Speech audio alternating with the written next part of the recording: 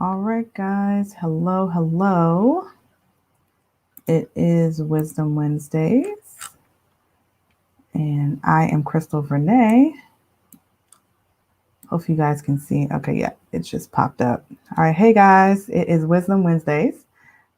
Crystal Renee here, and tonight I want to talk to you all about why thought leadership is important for your business and the four goals you should be looking to accomplish as a thought leader.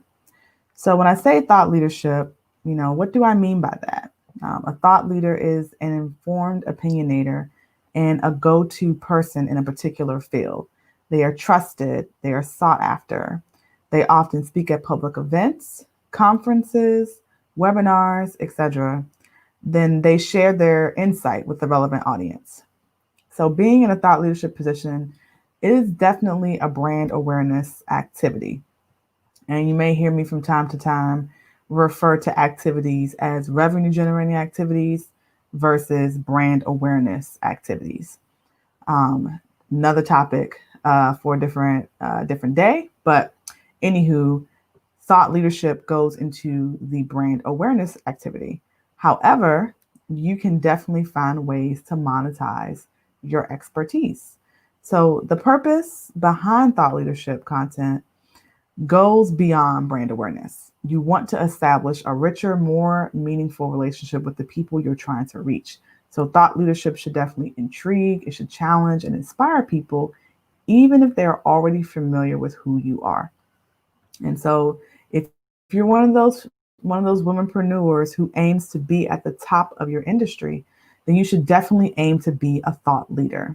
When it comes to building credibility, when it comes to why people should use your services, your products over someone else's, it's because you have become a thought leader in their eyes. Hi, Deshonda. So if you aim to be at the top of your industry, again, you should definitely strive to be a thought leader. So let's talk about how you can become a thought leader. You need to define your expertise.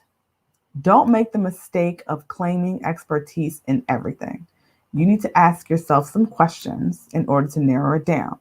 What interests me in the industry the most? What am I particularly good at in my industry?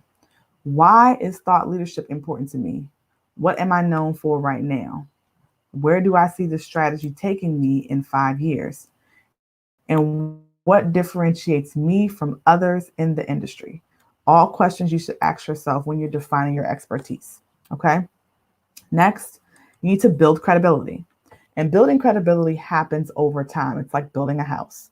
You need to build a content strategy around like how to's, industry trends, research, best practices, guides, checklists. It is specifically geared toward your audience. And third, don't just call yourself a thought leader, guys. Why? The best way to be a thought leader is to just be a thought leader. You don't need to call yourself one. It carries far more weight to walk the walk than use the title in the talk. Next, you need to nurture your audience. So, thought leadership, again, as I said before, it isn't built in one day. You have to put yourself out there. You have to engage. So, engagements look like speaking opportunities, interviews, guest posts, podcast interviews, mentorships, those sorts of things. And then you want to continue to develop your craft, right? Stay abreast of industry trends. In today's world, it is really easy to become a dinosaur really, really fast, right? So, what you're saying should be relevant to your audience, which would make you a leading authority in the industry that you're in. Next, you want to be different. Don't just do what others do to follow in the industry. Do things that set yourself apart. What is your twist on it? Put your own spin on your content, your methodology on what you're saying. Next, you want to collaborate. True thought leaders are happy to work with others, share knowledge and expertise, and bring the best value to their audience, right? So don't be afraid to collaborate with others. And then finally, be humble. If you are not sure about something, go learn about it. Don't just make stuff up. People will respect you far more for helping them to uncover the answer than by saying something that isn't true. Okay, so remember that. Don't make stuff up. Go find the answer, go learn about it, and then educate your audience, right? Sometimes we have to re-educate ourselves. So it's definitely that's the human aspect of it.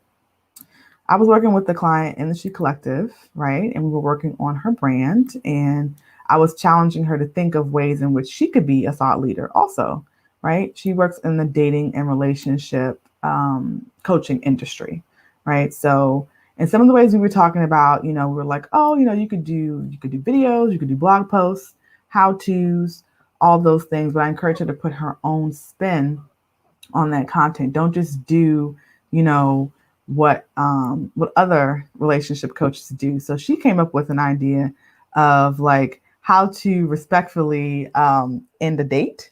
That was that was one of the content ideas that we came up with, because while you want to get to know somebody, sometimes you really want to bail. And instead of sitting through there, she was like, well, this could be a thing. People might be interested in it. It's like, yeah, I was like, I totally would read it at least. So just some ideas on that. So I also went over the goals I thought you should have as a thought leader that I'm about to share with you. So as a thought leader, you want to focus on specific goals. The first thing is educate your audience. The second, inspire others to think. The third goal should be a thought leader. And the fourth should be get and drive business, right? So I'll go over those one more time. Your goals as a thought leader: educate your audience. That's the first thing, right? The second, inspire others to think. You really want to inspire others to have conversations, to ask questions. That's how we learn. The third is be a thought leader. Actually live in that space of just calling yourself one, be one. And the fourth is to get and drive business. As a thought leader, you will, by default increase your clientele because people will know, like, and trust you. And building that know, like, and trust factor helps you to gain clients. So I'm going to pause here and see if you guys have any questions about what I just shared. Does anybody have any questions, any thoughts, any comments? And if you guys are watching this now or you watching later, let me know if what I shared was helpful. If you have questions or comments, feel free to leave them on this live and I will respond to you. So let me know if you have anything or if it resonates with you. Okay, no questions. All right, cool. All right, guys, so we are coming up on the end of the year, and just a few more days left in December. Hopefully you guys have done your digital vision boards, because I've been posting about that in the group. But also you're starting to finish up your planning for 2021. Or at least, hopefully you've at least started for 2021. If you haven't, I would encourage you to come to our last event series of the year, which is the Slay Like a Boss Bootcamp. That is a 5-day masterclass event. And we're going to be covering several topics that are going to help you jumpstart your business in 2021. Those topics include mindset hacks for bosses, from purpose to profits. So in terms of, like, if you haven't necessarily decided what your business is going to be yet, or you're having trouble honing in, From Purpose to Profits will help you. Mindset hacks for bosses is how to keep you grounded as an entrepreneur in 2021.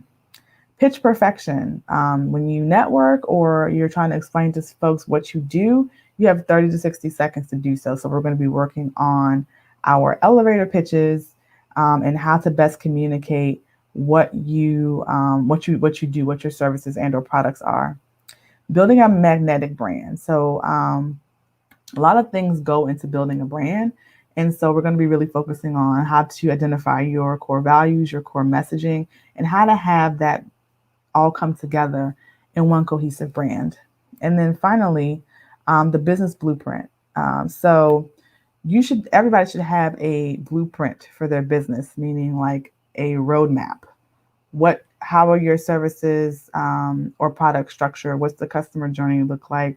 Where do you go from here? Like where you are now, how do you get to the next place? A lot of that is going to be systems and scalability. So that's all infused within your business blueprint. So we're going to be talking through how to set that up if you don't have one, and what the level of effort is to get to that, and why it's important to have a business blueprint. So I think that's it for tonight, guys. Feel free, if you have questions, feel free to DM me at all handles at Crystal Vernay.